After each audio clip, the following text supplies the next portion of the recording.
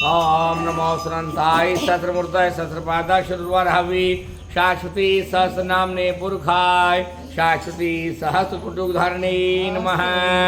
बोले श्री विष्णु भगवान की जय। राजा पुत्र कहते हैं, हे नारद जी, आप उपदेशों में श्रेष्ठ, सारे वेदों के अर्थों के ज्ञाता हो, शंका निवारण करने वाले, आपसे कुछ पूछना चाहते हैं। ऐसा व्रत कहिए जो पुत्र धन की वृद्धि करने वाला हो, पुण्य और यश को देने वाला हो तथा मनुष्य का हित करने वाला हो। नारद जी कहते हैं, गुप्त व्रतों के अंदर श्रेष्ठ धन पुत्र व्रत का व्रत को तुम्हें सुनाएंगे। महाविद्या महामहिदा महास्मृति महामोहा महादेवी महेश्वरी सर्वेश्वरी को ईश्वर, इस प्रकार की आहुति नामक देवी का व्रत बड़ा पुण्यदायक होता है तथा सबको हित पहुंचाने वाला है। राजा पुत्र कहते हैं, अहोई नामक देवी किस प्रकार उत्पन्न हुई, कौन सी दिन उसका व्रत रखना चाहिए और उसकी विधि क्या है। नारद जी कहने लगे, पहले कलयुग में अकाल मृत्यु से ग्रसित होने से मनुष्य पशु पक्षी आदि नाश को प्राप्त हुए, बहुत से देश समाप्त हो गए और जब केवल बीज मात्र प्राणी शेष रह गए, तब सारे मनुष्य एक स्थान पर इकट्ठे होकर वेदज्ञ ब्राह्मणों से पूछने लगे, हे ब्राह्मणों, हम क्या करें। वेदज्ञ ब्राह्मण बार बार विचार कर सोचने लगे और शास्त्रों का नाश देकर शांत करने के लिए कार्तिक मास में कृष्ण पक्ष की सप्तमी तिथि को अहोई नामक देवी का पूजन करने लगे। हे राजन, व्रत नियम आदि से युक्त दिनों को बिताते ही सायंकाल समय सब लोग व्याकुल हो गए। तब वहां जाकर धीवर करने लगे, कोई स्त्री आई है। तब वह स्त्री ब्राह्मणों को देखकर कहने लगे, किस तत्पर से व्रत कर रहे हैं, यह ज्ञान कर यह सब लोग अकाल मृत्यु के नाश कांड का व्रत कर रहे हैं। वहीं पर बैठ गई। तब वह स्त्री सभी मनुष्यों महादेवी अहि का पूजन करने लगी। इस समय में चामुंडा हाथ में मुंड पकड़े हुए काली देवी दिखाई दी। एक दिन में काली का नाम की अहि प्रसन्न हुई, अतः इस अहि के नाम से पुकारने लगी। बैठे हुए ब्राह्मण से वह देवी कहने लगी कि हे रुद्रगणों, काल के साथ में घूमने को आई संसार के अंदर बहुत पाप दिखा। आजकल ब्राह्मण लाजहीन और वेद शून्य है, क्षत्रिय रक्षा करने वाले नहीं हैं और वैश्य भी रक्षा नहीं करते, शूद्र दुष्ट स्त्रियां पतिव्रत धर्म का पालन करने वाले नहीं हैं। इस पाप की अवस्था को देखकर ऐसी गति में धर्म यज्ञ होम नहीं है। देख करके संसार की रक्षा हेतु अपने गण सहित यहाँ आई तथा आज मैं कार्तिक मास में सप्तमी तिथि को करोड़ों फलों से पूजित होकर बड़ी प्रसन्न हूँ। आप लोग वरदान मांगिए, शीघ्रता करो। तब राजन सभी बोले कि अकाल नहीं पड़नी चाहिए, रोग नहीं फैलने चाहिए, कहीं अकाल मृत्यु न हो, व्याधि न हो, कोई अपुत्रता को प्राप्त न होना चाहिए। इस पर देवी कहने लगी कि तुम लोग कार्तिक मास में कृष्ण पक्ष की सप्तमी तिथि को और अष्टमी तिथि को आज से नक्षत्र के उदय और चंद्र के उदय तक का व्रत रखना।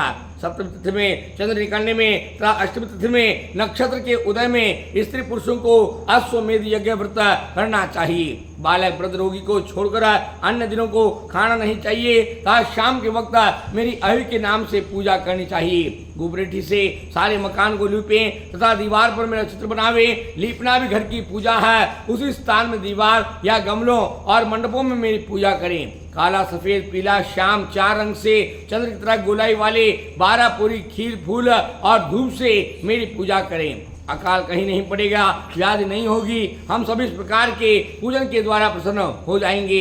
और समय से हे राजा सभी व्रत धारण करने लगे। तत्पश्चात धीवरी कहने लगी, महादेवी जी, हम जो नीच जाति के हैं हम लोग को बचाइए। इस पर कहने लगी, जिस प्रकार पहले बतलाया है उस प्रकार मेरी पूजा करना। तो मेरी भक्त न है, पूजा की समाप्ति पर सभी लोग तेरी संतान की पूजा करेंगी, तभी उनकी पूजा का फल मिलेगा, नहीं तो फल नहीं मिलेगा। तत्पश्चात कुमारियों और मालन की पूजा करनी चाहिए। नारद जी कहते हैं कि राजना इतना कहकर देवी उस जगह से अंतर ध्यान हो गई। तब से सभी मनुष्य और नाम का व्रत रखने लगी। इस समय तुम्हारे स्नेह से वर्णन किए गए इस व्रत को गृहस्थ को अवश्य करना चाहिए। हे राजना, इस व्रत के करने से असमय मृत्यु अकाल व्याधि आदि नहीं होंगे तथा व्रत को रखने से मुनि लोग प्रसन्न होंगे। इस व्रत से सप्तमी अष्टमी और नवमी तिथि के द्वारा नक्षत्र के द्वारा तिथियां समान हो जाती है। नारद जी कहते हैं, हे राजना, जो कुछ आपने पूछा था तो विस्तार पूर्वक से कह दिया। इसके प्रसाद से आए एक दिन में प्रसन्न हुए और कार्तिक के समान शुभ दूसरा मास नहीं है। आय देवी की तरह से कार्तिक का महात्म्य भी समझना चाहिए। कार्तिक मास समान कोई ना तो हुआ है ना भविष्य में होगा। राजा पृथु कहते हैं, नारद जी आप भक्त प्रवर सारे शास्त्र के अर्थ की ज्ञाता हो, किन किन कारणों से कार्तिक का मास और एकादशी श्रेष्ठ है। नारद जी कहते हैं, इस प्रकार से सत्यभामा ने भगवान कृष्ण से यह प्रश्न पूछा था। सत्यभामा कहने लगी, काल रूप आपके सब महीने काल के अंग हैं, कार्तिक मास किस प्रकार श्रेष्ठ हुआ, एकादशी श्रेष्ठ क्यों है, बतलाइए। कृष्ण जी ने कहा, हे सत्यभामा यह तुम्हारा प्रश्न अच्छा है, एक मन होकर सुनो। पूर्व काल में समुद्र पुत्र शंख नामक का एक राक्षस था, बड़ा बलवान था। इंद्र इत्यादि देवताओं को अनेक स्थान से बाहर निकालकर उन स्थान को छीन लिया था। तीनों लोगों मतने में समर्थ था। उसके डर से सारे देवता गण स्वर्ण पर्वत की गुफाओं को त्याग कर चले गए थे। बहुत वर्षों तक देवता और इंद्रों की अपने बाल बाल सहित उस राक्षस के अधिकार में न आ सके। जिस पर राक्षस विचार कर कहने लगा, मैंने देवताओं के स्थान को विजित कर लिया है, किंतु देवता स्वयं अधिकार में नहीं आए गए हैं। क्या वे बलवान हैं? क्या करूं? आज मैं समझ पाया हूं कि देवता लोग वेद मंत्रों के सारे बलवान हैं, अतः वेदों को चुरा लेना उचित है, तभी कमजोर हो जाएंगे। इस प्रकार समझकर विष्णु भगवान के सोते समय में जाकर राक्षस सत्यलोक से उन वेदों को चुरा कर ले आया। राक्षस के द्वारा लाए गए वेद उस राक्षस से डर कर और यज्ञ और मंत्र सहित जल में बह गए। वेदों को तलाशने के लिए शंख नामक दैत्य भी समुद्र के अंदर गया, किंतु ढूंढ नहीं पाया। इन सब के हो जाने पर विष्णु भगवान के यहाँ ब्रह्मा जी आए तथा देवों के साथ लेकर पूजन का सामान लेकर वैकुंठ धाम को पहुंचे। वहां पहुंचकर धूप दीप भजन बाजे और दूसरी क्रियाओं से भगवान को जगाने लगे। तत्पश्चात देवताओं के 16 प्रकार के सामान पूजन के द्वारा भगवान विष्णु कहने लगे, देखिए हम लोग भजन साज मंगल से बड़े प्रसन्न हुए हैं, आप सबकी इच्छानुसार फल दिया जाएगा। शंख नामक राक्षस के द्वारा चुराए गए वेद जल के भीतर हैं, हम उनको ले आएंगे तथा सागर नंदन शंख नामक राक्षस को समाप्त भी कर देंगे। वेद सदैव आज से बीज मंत्र यज्ञ सहित कार्तिक के महीने के अंदर जल में निवास किया करेंगे। आप लोग भी ऋषियों को लेकर हमारे साथ आइए और आज से ही हम भी कार्तिक मास के अंदर जल में निवास किया करेंगे। हे इंद्र, तुम उनको आपत्ति से बचाना, वरुण बेटे पोते धन देना और कुबेर आप भी उनको धन देना। आप दोनों से अधिक माननीय लोग हैं जिन्होंने जीवन पर्यंत इस व्रत को किया है। नारद जी कहने लगे, भगवान कृपा कहकर मत्स्य का रूप धारण कर आकाश में विंध्याचल पर्वत पर निवास करने वाले मुनि कश्यप जी के अंजलि को प्राप्त हुई। कश्यप जी ने अंजलि को कमंडल में डाला, कमंडल भर गया। जिन्होंने मत्स्य रूप धारण कर रखा था कहने लगे, हमारे लिए कोई दूसरा स्थान दीजिए। तब अंजलि को घड़े में डाला, घड़ा परिपूर्ण हो गया। कुएं में डाला, कुआं पूर्ण हो गया। सरोवर में डाला, किंतु सब पूर्ण हो गए। तब इस प्रकार क्रमशः सागर के अंदर डाल दिया। वहां जाकर भी मत्स्य अवतार भगवान जी अपना विस्तार रूप करने लगे। वहां पर शंख दैत्य को नष्ट करके मत्स्य अवतार भगवान उसको अपने हाथ पकड़कर बद्रीनारायण जी के आश्रम में पधारे।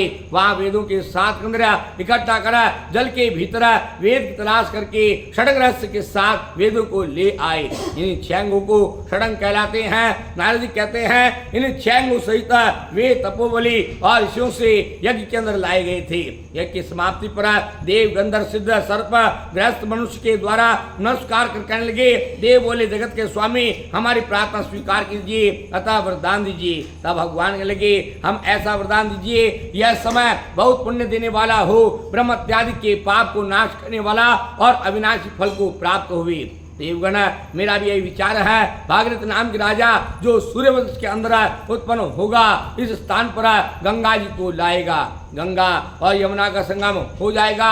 बहुत दान करना, व्रत रखना, हवन करना, जप करना, पूजन अनंत फल देने वाले होंगे। बहुत से लोगों के ब्रह्म इत्यादि के पाप तो तीर्थ स्थान के दर्शन मार्ग से नष्ट हो जाएंगे। इस प्रकार से प्रातः काल के समय में मकर राशि के सूर्य दुष्टों पर स्नान करने से मनुष्य के पाप का नाश होगा।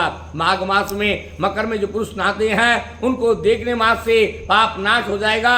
हे ऋषियों, आप सब मेरे द्वारा कहे हुए सुनिए, हम सदैव बद्रीवन में निवास करेंगे। हम प्रत्येक स्थान पर पहुंचने वाले हैं। वे पुरुष जीते हुए मुक्त हैं जो इसका दर्शन करेंगे और उनके अंदर कुछ पाप नहीं रहेगा। माघ में यज्ञ हुआ और कार्तिक मास में हम जागेंगे, अतः दोनों महीने में ही व्रत और स्नान कर्मों के बराबर है। माघ और कार्तिक मास में स्नान करने वाले पुरुषों के दर्शन मास से बड़े बड़े पाप नष्ट हो जाती हैं। बोली कृष्ण भगवान की जय। श्रीमान